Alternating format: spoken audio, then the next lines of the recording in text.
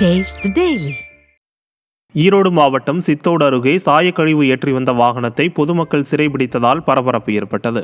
சாய தொழிற்சாலைகளின் கழிவுகள் மேட்டையின் காட்டு வாய்க்காலில் கொட்டப்பட்டு வருகிறது.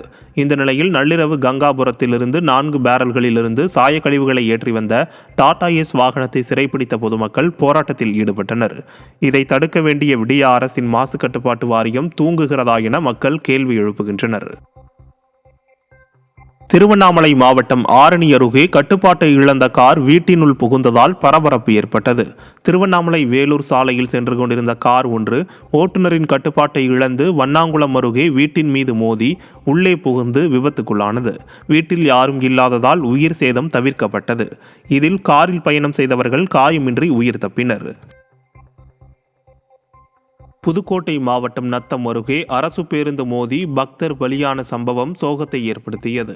வளையம்பட்டியைச் சேர்ந்த சரவணன் புதுக்கோட்டையிலிருந்து பழனிக்கு பாத யாத்திரை சென்று கொண்டிருந்தார்.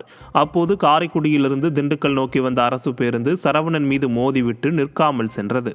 இதில் பலத்த காயமடைந்த சரவணன் சம்பவ இடத்திலேயே பலியானார். அரசு பேருந்து ஓட்டுநரை கைது செய்து விசாரணை நடத்தி வருகின்றனர். கடலூர் மாவட்டம் சேத்தியாத்தோப்பு அருகே வெள்ளியக்குடி கிராமத்தில் மேல்நிலை நீர்த்தேக்க தொட்டியை இடித்து ஓராண்டுக்கு மேலாகியும் புதிய மேல்நிலை நீர்த்தேக்க தொட்டி கட்டாததால் முறையான குடிநீர் வசதியின்றி கிராம மக்கள் அவதியடைந்து வருகின்றனர். மேல்நிலை நீர்த்தேக்க தொட்டி பழுதடைந்ததால் இடித்து அகற்றப்பட்டு ஆழ்துளை கிணறு மூலம் குடிநீர் வழங்கப்பட்டு வருகிறது. இந்த நிலையில் மின்சாரமில்லை என்றால் குடிநீர் வழங்க முடியாத நிலை உள்ளதால் உடனடியாக மேல்நிலை நீர்த்தேக்க தொட்டி கட்ட வேண்டுமென ஸ்டாலின் அரசுக்கு கிராமத்தினர் வேண்டுகோள் விடுத்துள்ளனர்.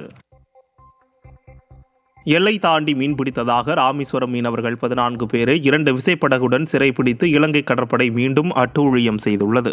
ராமேஸ்வரத்திலிருந்து மீன்பிடிக்கச் சென்ற 14 மீனவர்கள் மன்னார் கடற்பரப்பில் மீன்பிடித்துக் கொண்டிருந்த போது இலங்கை கடற்படையினர் எல்லை தாண்டி மீன்பிடித்ததாக அவர்களை 2 விசைப்படகுடன் கைது செய்தனர். மீனவர்கள் தொடர்ந்து கைது செய்யப்படும் நிலையில் மைனாரிட்டி பாஜக அரசும் விளம்பர மாடல் திமுக அரசும் கைகட்டி வேடிக்கை பார்ப்பதாக மீனவர்கள் குற்றம் சாட்டுகின்றனர்.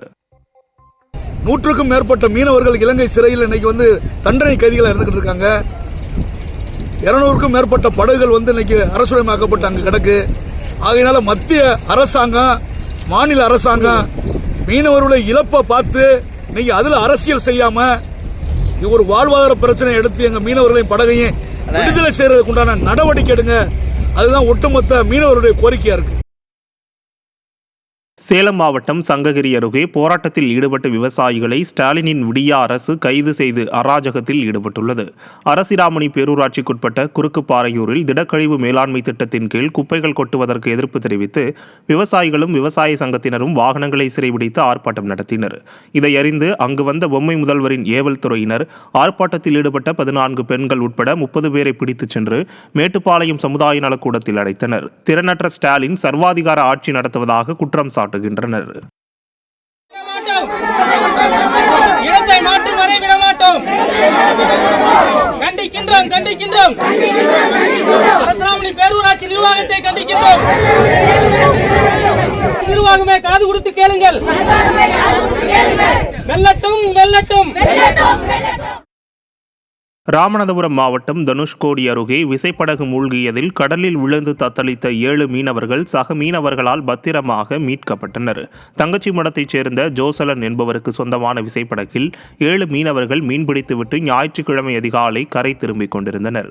அப்போது தனுஷ்கோடி கடல் அருகே திடீரென கடல் சீற்றம் ஏற்பட்டதன் காரணமாக விசைப்படகு உடைந்து நடுக்கடலில் மூழ்கியது.